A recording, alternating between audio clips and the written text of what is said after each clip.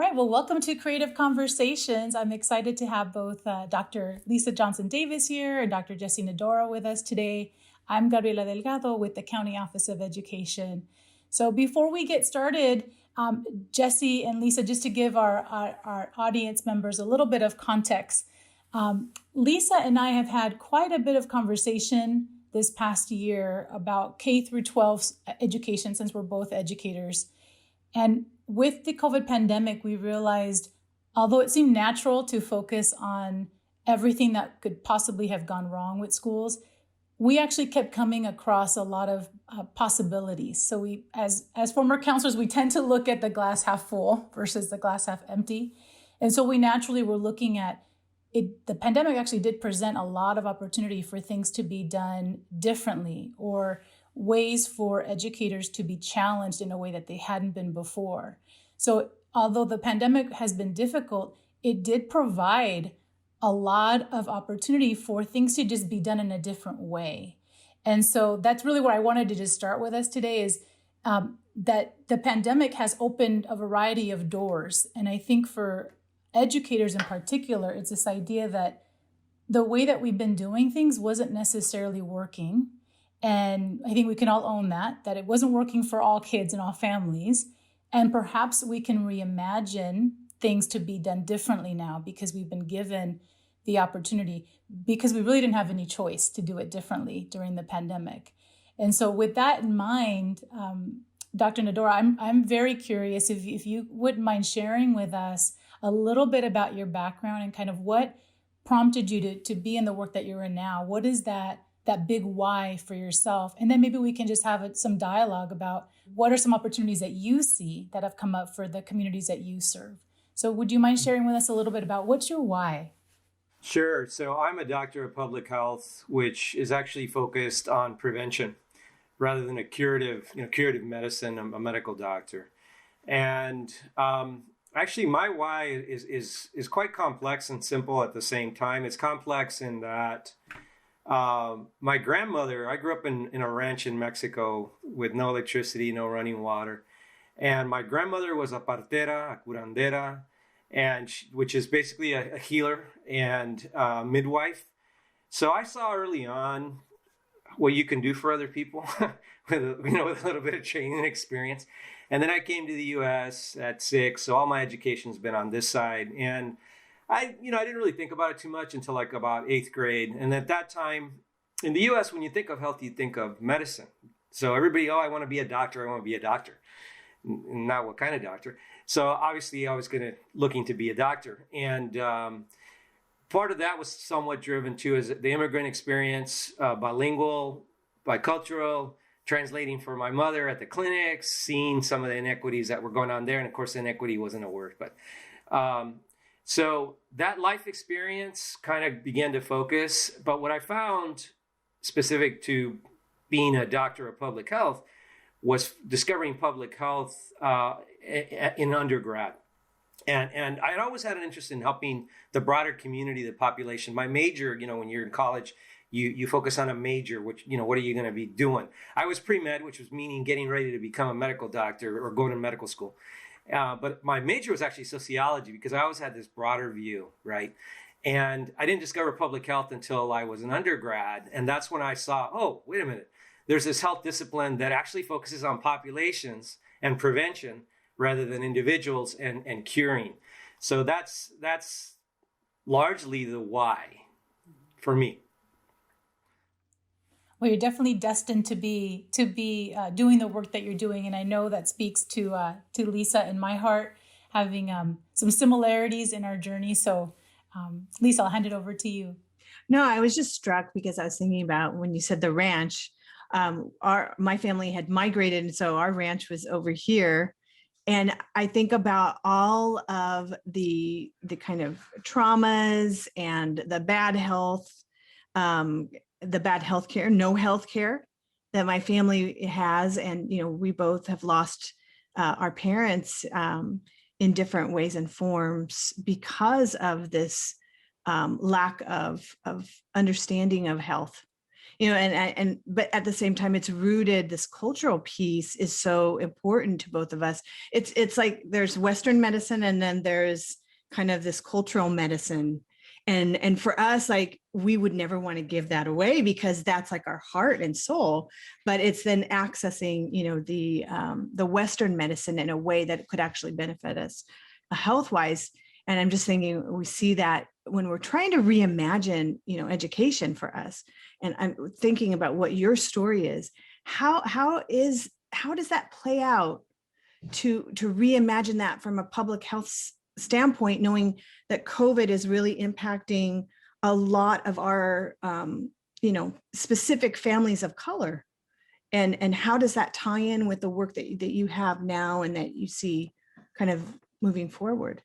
Well, believe it or not, as researchers in health, there are very few that, whether you're a bench scientist working with tissue or animals, or whether you're a population scientist like myself, there are very few of us that haven't been pulled into COVID. I actually, I'm a lead on a study that is looking at how you increase testing for poor and underserved populations, rapid testing, and how you give access. And then that's going to turn into vaccination. And then that's going to turn into what's called long COVID, which is what we're finding, unfortunately, is that individuals who have had severe COVID disease have many, many physical and psychological deficits that are chronic. So it's like this progression. And what happened in my case, for example, I'm physically been working at home for over a year, but my work has not stopped. I've been living on the computer, basically in meetings on Zoom or other platforms, and the work that I was doing physically before then was similar, but obviously the partners that I was working with, particularly community health centers, federally qualified health centers, are primary care hospitals, or not hospitals, primary care clinics where poor and underserved persons actually receive their health care. And those are the facilities that I work with mainly to address screening, cancer screening, colorectal cancer screening, vaccination, like human papillomavirus vaccination, for example. A lot of people don't understand that. No, cancer is not one disease, it's many diseases. And some cancers are like totally preventable, even with a vaccine, like cervical cancer, for example. That's the prevention side. So turning back to COVID, the research that I was doing with community health centers just kind of pivoted over from cancer screening to testing. And because it's the same populations, the same facilities working with poor and underserved populations. So it's basically making that pivot. Do you think that the whole process that you mentioned about, now we're stuck kind of at home and we're all very similar, we're doing a lot, but in a way, it's felt for us to be the most creative. Like we've actually have the time and the space in some ways to think. We see new ideas that are, being reimagined.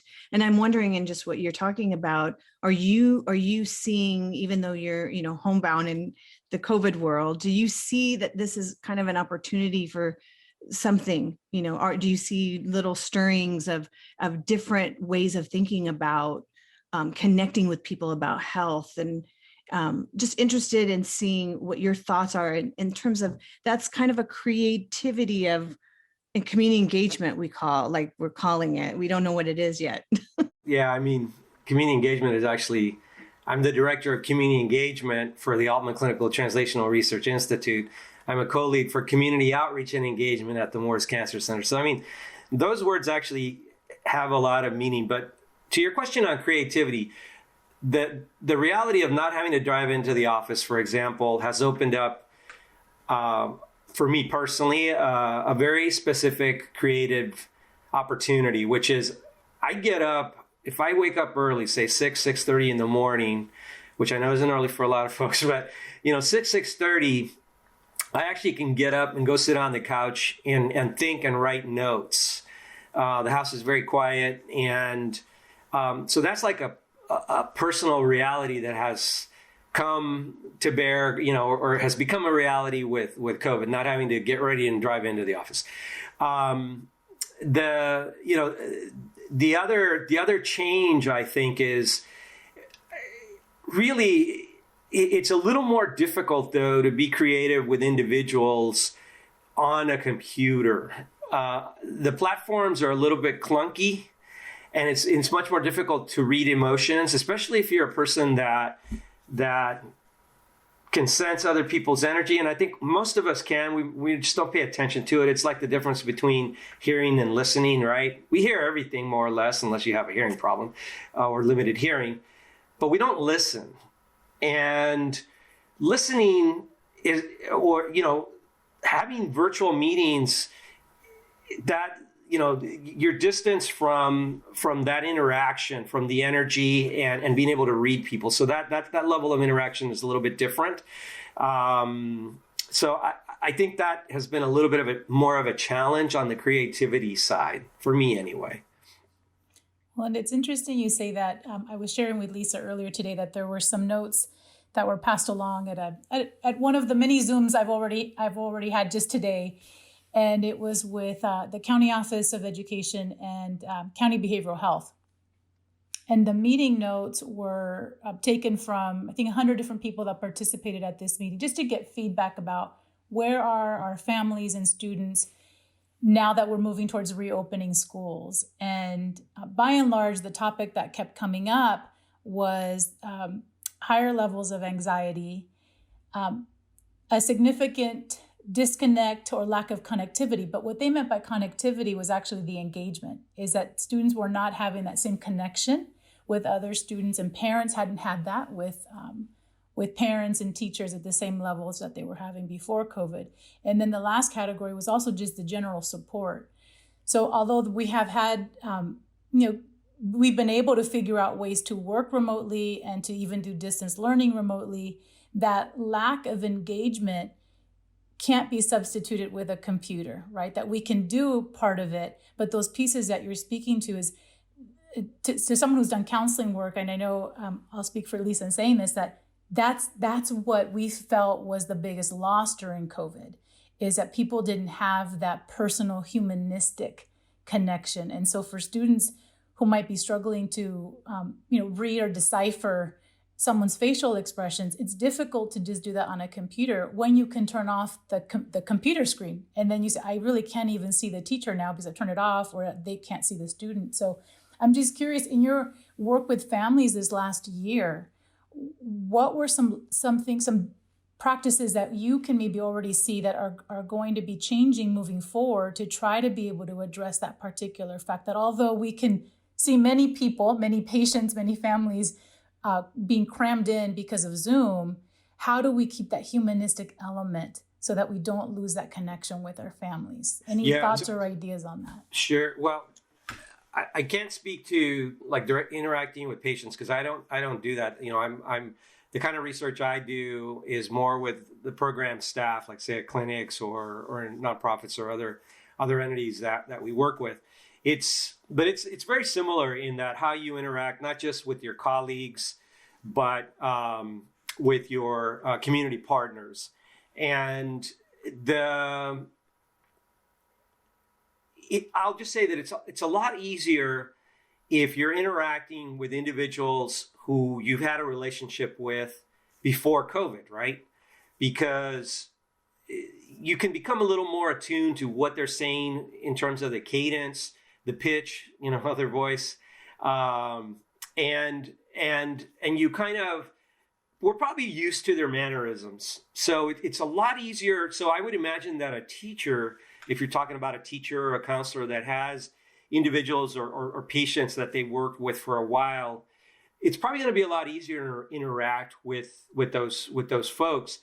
Where with people that you've only met virtually, it's a fairly different experience. You really, I'm actually looking forward to meeting these people that I've been having interactions with over the last year that I've never physically met, right? So I imagine that it's going to be kind of a different situation. So I would expect that that yes, it's easier to maintain the interactions with folks that you've known for a while. But at the same time, I think over time, what I'm seeing is that as the farther along we get into the, staying on computers and having only computer meetings, we become desensitized, even further desensitized. And I have yet to see the only kind of real change, quite frankly, that has been proposed about a year in is that we now start taking the last 10 minutes off of our meetings, right? Ending at the 50-minute point rather than at the top, especially those of us who go from meeting to meeting to meeting. But that's more like to be able to get up, walk around, go get something to drink, go to the restroom, whatever it is that you need to do. So I think if you think of students or if you think of the other, kids, I can't imagine, children that are like moving around. I imagine that they have similar adjustments that need to be made in order to keep things going. And quite frankly, I think at the end of the day, this work that we're doing in many ways is just a placeholder to try to get us through and keep us moving to get back to, quote, reality, as it were, right? After we start interacting again, even though we've gotten a lot of work. I've actually gotten entire grants funded, publications, new relationships, like I said, but they're different. They're just different. And I think things will be better once we are back to where we were before. I like how you said the word different, because kind of my mantra is when I do my research is thinking, how are you different than you were before? Mm-hmm. So I'd love to share it. We did this study about 4,700 participants, adolescents in 9th through 12th, right at the beginning of COVID, kind of end of school year. And we asked them, what their experience at that point had been in COVID. And it was funny how there were these ideas that had come up that we weren't even really expecting. They were trying to be more physically active. There was a lot of young people talking about how they had the time to actually take care of themselves and the self-care pieces. And there were more families that were engaged. Teens were talking about just their families were, involved. They got to be closer to their families. And so I'm just kind of juxtaposing that with your thoughts. And I'm wondering, is this ripe for, we've been in what we call this liminal space, which is like, we're not, out in the real world and, we're in the real world at the same time. So being in this chaotic space, is there something that we might expect that we're changed? We're different if we're hearing these rumblings from young people kind of taking this experience and then doing the best they could with it.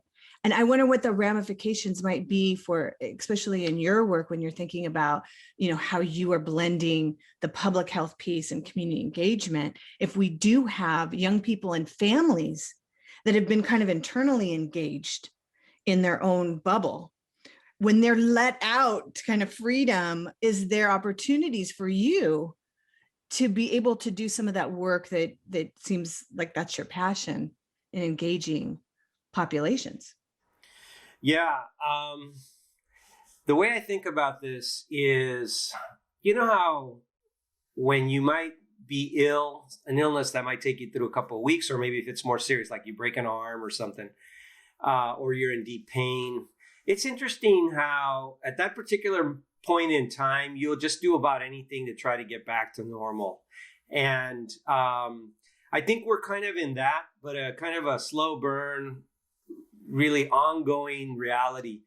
I think as a species or as human beings, as soon as we're back to like where we were, we forget everything else, that pain that we were in or those deficits that we might have had.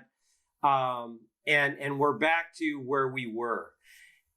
So that's kind of my personal belief in terms of what I think will happen. And the individuals that will have sustained changes are ones that have already integrated practices like right now during COVID in terms of what they do or they're not doing. For example, if you instituted or began a different sleeping pattern, and you've been doing that for months, or you're eating less or eating more. I mean, I think in most of our cases, we're eating more. Or as a family, if a family decided that, some families, they know that everything has to do with the computer and being on your cell phones. As a family, if a family basically said, you know what, I've been on the computer all day, the parents are saying, I've been on the computer all day, you've been on the computer half of the day, you're on your phones.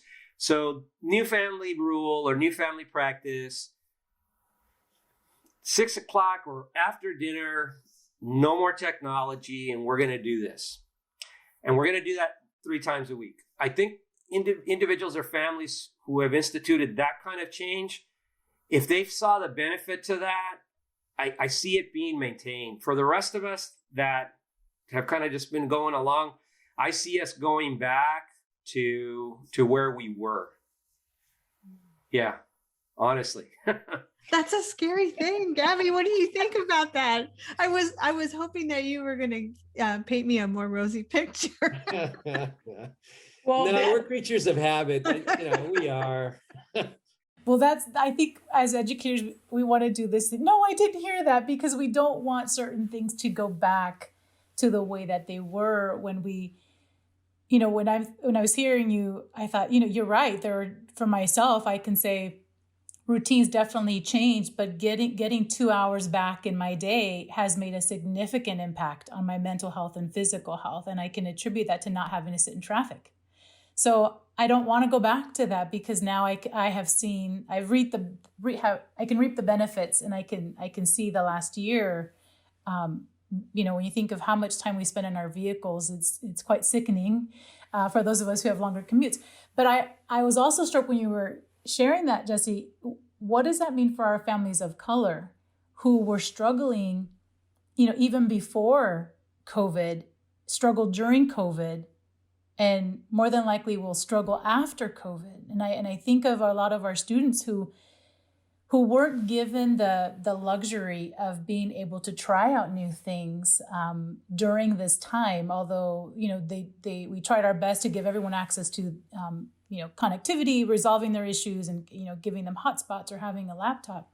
I think of those families that we oftentimes serve in our communities that experienced COVID in a much different way because of those significant factors that were present. And I wonder, so does that mean that for them, it goes back to the way that it was before COVID, because they didn't have like I said, the luxury or the privilege of being able to say, well, I just get to not commute now. That's a privilege for me to say, I don't have to commute. I can zoom into a meeting. What does that mean for our families that maybe aren't in that same spot? The reality that many of our Latino, African American, poor individuals have disproportionately been infected, had disease, or died, creates a totally different reality, which many of us, fortunately, have not had to go through. It's not unlike the 2008 Great Recession, where a lot of folks who might have had some equity in a home lost their home, and they have to start over again. Well, for many families, unfortunately, particularly Latino families, that's the reality. They've had people who have died. I mean, the closest family members that I've lost have been cousins to COVID, but I've lost family to COVID. Now, there are many folks out there who haven't experienced that, and I also have had the misfortune of not having the ability to grieve with that family, right? So you've got that on top of it. So disproportionately, I think many in our communities, particularly the poor communities, have that reality. Now, and I can counter that or juxtapose that with my academic colleagues who their children have always been in school. They were in schools where they were always in school. They weren't at home in front of a computer at all. So, I mean, those are like two very, very different levels. I think the majority of folks are in the middle, and but it's still a different reality. And so, that's where we are. And no, not everything is doom and gloom or bad, or not everything is rosy. I think there are some things in there that are going to take a while to go away, both positive and negative. But I do believe that we like the middle, you know, and the things that we're used to, we're going to keep chugging along the way we were. As soon as we get to that point where we can, you know, get off the computers, I don't know. It'll be fascinating to see whether school districts, for example, take on policies that limit commutes for teachers.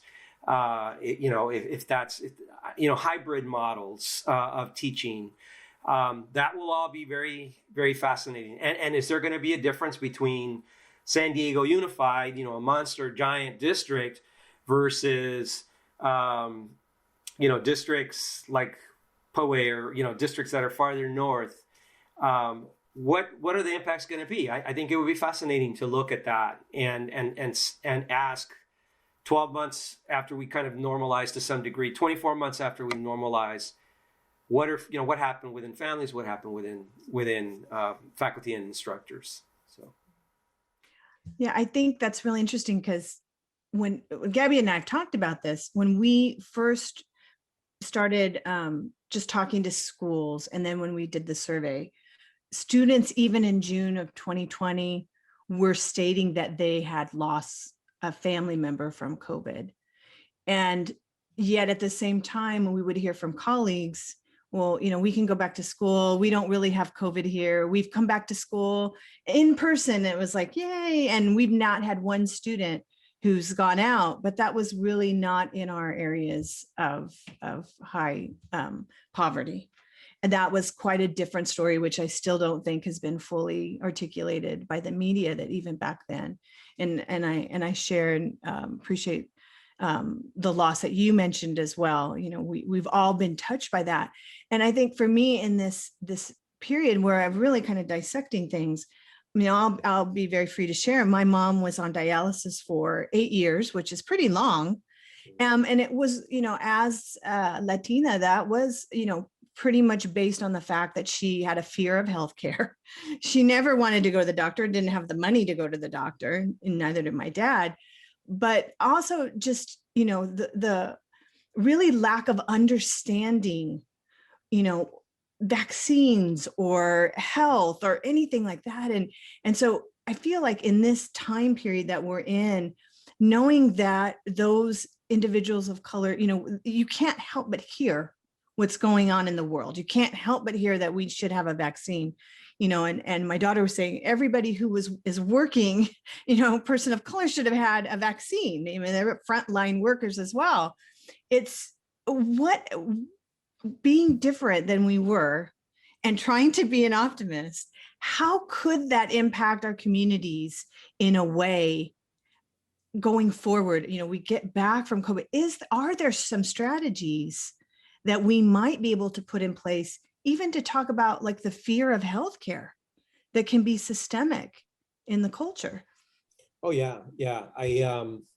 The opportunities for betterment or improvement, actually it's ironic. It's somewhat parallel with everything having to do with diversity, equity, and inclusion with regards to racism, right? The police violence that has been almost concurrent, well, it's against Blacks, you know, against African Americans, and now more recently Asian Pacific Islanders, right? That whole reality has begun to change. It's put the conversation front and center, and individuals who have championed that conversation are in a better position to try to advocate or insist on more permanent changes, not just, oh, we're gonna create statements or get some support from these communities or those communities. No, it's at every level. When you look at, okay, so if we have systemic racism, usually part of the reason for that is because the decisions that are made, whether that affect the distribution of funds, specific policies, access, in the case of your parents, for example, access to healthcare. Think of the Affordable Care Act, Obamacare. If you didn't have a certain political administration in place, that would have never happened.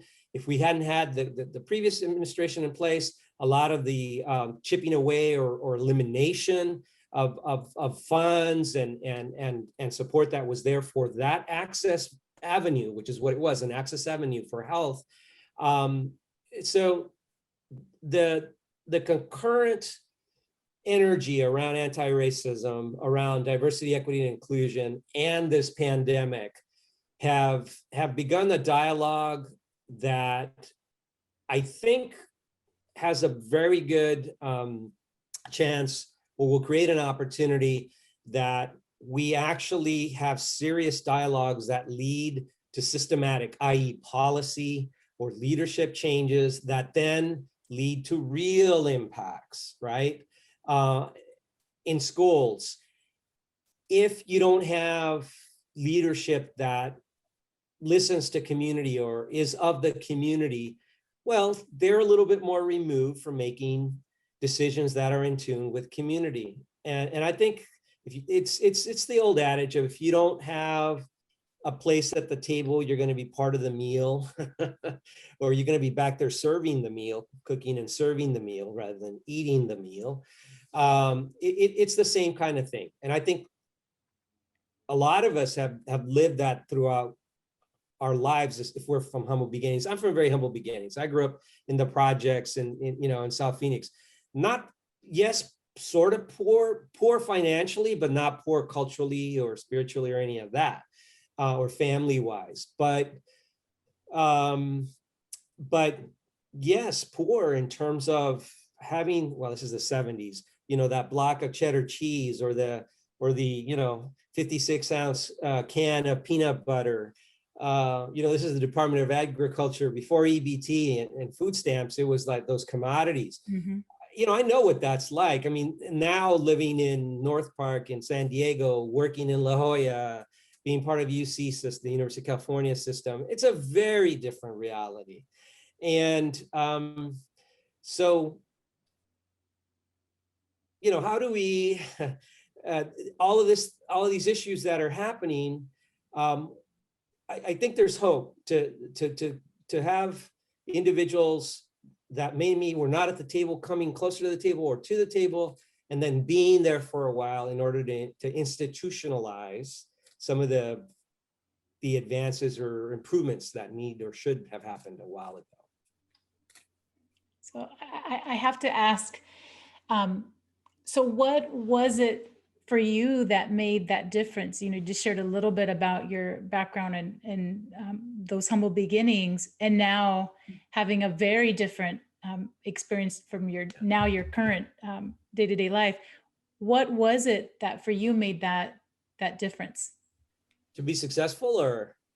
Yeah. So when we look at people that have that similar background, and we say, okay, typically put them in those statistics when we describe certain people. So what was it that made that impact so that you now are on the other side and are at the table? Yeah, well, there are a couple of things. I think one thing is being loved, being told that you can be, something or somebody, not being supported in that, because my parents weren't educated, right? So they couldn't tell me about do this or do that, or, how to prepare for SATs or how to succeed, how to even have a goal to go to college. But number one, I was loved. Number two, I was raised by strong women. I am of the belief that women typically are better at nurture, not better, but they tend to nurture children more. And in the Latino community, first males, which I'm a first male, I'm the oldest son, get a lot more attention than females. So that culturally or gender wise, I had that in my favor. But the being surrounded by individuals who, if you showed that you had an interest and you were willing to put the energy, the work into it, would support you. I credit a lot of my teachers, and I remember my teachers from elementary school. So, We can relate. We hear these stories from our young people, and so I think for teachers who might be watching, for them to know sometimes the answer isn't in the curriculum, and it isn't in the schedule that is created that we know is designed to support kids, but it's in providing that sense of love. You can't, the curriculum's not going to give you that. That's kind of come from that teacher, from that Yeah. principal, that counselor. Yeah.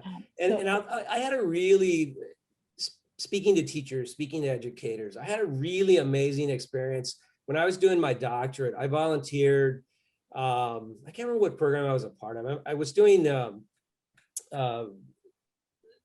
basically the research was on pregnancy prevention with high school students, but somehow I ended up volunteering to substitute teach second graders. And number one, that was probably one of the most tiring things that I've ever done in my life, to be with a class of second graders for 4 or 5 hours or whatever it was. But the thing that I found really, really amazing was that by interacting with these children after 4 or 5 days, you could clearly tell the children that were struggling. And you could clearly tell that if those children didn't get the attention, the support, the love that they needed at that particular point in time, they were going to be doomed.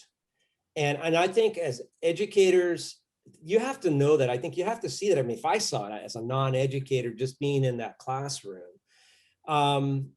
that's where these resources that I was talking about, districts that maybe, or schoolrooms, you know, that don't have districts. I think it's appalling that teachers don't have every possible support, starting with their own salary.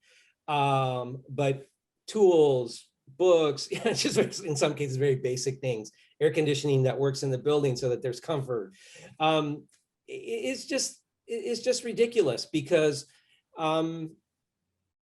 very, very few children, unless you have a real physical deficit or cognitive deficit, everybody, I think, has the ability to succeed. I don't consider myself the brightest, the brightest or the sharpest tool in the shed, but what I did have, but that was instilled in me early on, was persistence. And that, going back to like what helped you get through, I think the persistence part of it, the love, the persistence, and that belief, basically not being so pushed down that you internalize this, like, I can't do it, right? There are a lot of children, unfortunately, walking around with that because they get it from a lot of different places, from their own parents, from their peers, from teachers. And it just takes that encouragement, but it also takes solid, consistent, ongoing education, being taught real skills. And I will say this, part of the reason that I did not end up going to medical school was because, unfortunately, I did not get the degree or the depth of science and mathematics that I should have gotten to be competitive. It turns out, though, that I was at a very competitive place called Cornell University for my undergrad. I went from a high school in the early 80s that was having riots between Blacks and Mexicans because the composition was basically 50% Black, 50% Mexican, to an Ivy League school in upstate New York, in Ithaca. And the math and science that I got was okay, but it wasn't Ivy League level. So I really struggled, and I would have to go on and do a postdoc to get my, my grades up above a B, to be fully competitive. And so I pivoted into another area. And also I found that other area was more in line with what I wanted anyway, but there are so many students that do have that capability that don't have the opportunity, and it isn't fostered early on. So, it's all relative. Sure. I was a first generation on both sides of my family to go to college. And I think what you're saying is, we all have potential, but I named my daughter after a college professor because it's just those teachers that really gave us the opportunity to be who we are today. And I'm sure, I feel like a sense of purpose because not only am I trying to, bring both sides of my family out of poverty, but I also see that it's a generational shift because now my daughters are college educated and they would never have had that opportunity. And only because I was able to scaffold that with them. If, you know, if I wasn't in the picture, maybe they wouldn't have had that opportunity. So I think what you're saying is something that Gabby and I talk about all the time. And that's why we kind of get to this kind of purpose at the end of conversations, is like, how do you move forward then? You know, what if you think that all young people, if families, everybody has this potential? You know, we have some really harsh realities ahead in store for us as a nation, internationally, as a planet. We need our kids to be scientists, to be physicists. We need people who have ideas. In your future, then, 5 years, 10 years from now, how do you see this kind of, yes, be utopian, be optimistic, you know, like, can we get there? What does that look like if every young person has the opportunity from the beginning of their birth to be anything that they can be? How does that look like in your work and for you as a person? Well, the most important thing is that we all, and I mean all, at all ages, at all genders, sexual orientations, and so on, that we all are masters of our destiny with regards to civics, politics in particular. We in this country, in the United States of America, now granted, a lot of what we have is on the backs of others, whether it's products that are being imported to us right from across the border, right over there in Mexico, or even farther down in China. I mean, somebody had to put a lot of sweat and tears and muscle for us to consume. We're a consumer society, to consume these products. And so we have a lot of resources in this country, but we do, you know, we still, we're a little bit asleep at the switch in terms of what really matters and what really counts, which is that how those resources are prioritized and distributed. To me, in health, the view, particularly not just in public health, but I think there's a view that has gone much broader that basically talks about, if you want a healthy individual, at the end of the day, a lot of it has to do with, if it's an adult, that adult having meaningful employment, having a meaningful job, right? In this country, because so much of our healthcare access is driven by insurance, health insurance, having health insurance coverage, which is slowly bankrupting our economy, quite frankly, without the benefits of having healthier individuals, okay? But it's complicated. So part of the reason that we are where we are is because as a society, our priorities have really not been focused on the things that really matter the most, which have to do with education, with being healthy, healthcare, having clean air, having clean water, having livable wages. You know, these are bigger kind of things that you would think, well, yeah, but how are you going to get there? Well, the way we get there is, and I think youth, adolescents, children are wonderful at getting behind and coming up with creative ideas on how we get good policies and political leaders moving on certain things. I think that's what it's going to take. It's going to take continued involvement so that we elect the policies that are made and the people that represent us in the creation of those policies really speak for us as a community, as a society. Part of the reason that we continue to suffer through these racial inequities or gender inequities or, you know, education inequities, they have to do with leadership or the lack of leadership in many cases, right? And decisions that are being made of where the resources are going and how resources are being spent and so on and so forth. Basic decisions about, or, you know, basic decisions about who gets tax breaks. I mean, I know I'm getting a little bit into the weeds, but when you tax certain things and don't tax others, you know, it just sets up systems that that are not working for the betterment of all of us. They're working for the betterment of the few. And you can go talk to any economist and take a look at what's happened to individual wealth and the percentage of wealth that is concentrated where. How many people are the wealthiest people in this country, right? You have this amazing chart, amazing charts that you can look at that basically say, X percent, the majority of the wealth is concentrated in these 100,000 people or 1 million people of, the millions that we have. So I'm not talking about becoming socialist or a communist state, that's where a lot of conservatives go. What I'm talking about is we as a society, and this is public health, we as a society valuing the things that really matter. We've moved away from valuing each other and valuing things more, possessions more, everything from houses to vehicles to our iPhones to our iPads, whatever, rather than valuing our spouses, our kids, valuing clean air, valuing clean water, I'm sorry, but I mean, that's the level that we have to think at. And it's chipping away. It's really chipping away at our planet.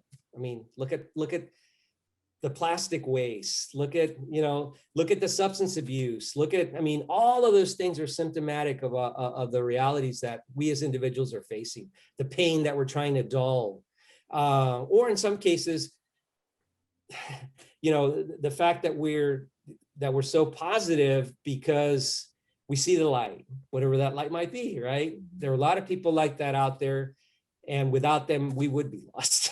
Like yourselves, for example. I mean, you're putting your positive energy into spreading the word, into sharing the love, into supporting educators. I mean, that's a treasure, So thank you. That's the other side of it. Oh, thank you for that. I think it's, like you're saying, prioritizing the values, and to use your analogy that you used earlier, creating systems that allow everybody to have a seat at the table. Without that, we're not going to ever really see that change because not everybody's voice is at the table and decisions are made on behalf of people without having their voice or perspective really heard. And so I appreciate your authenticity. I appreciate you taking a risk and sharing with us a little bit about your background and the passion for the communities that you serve.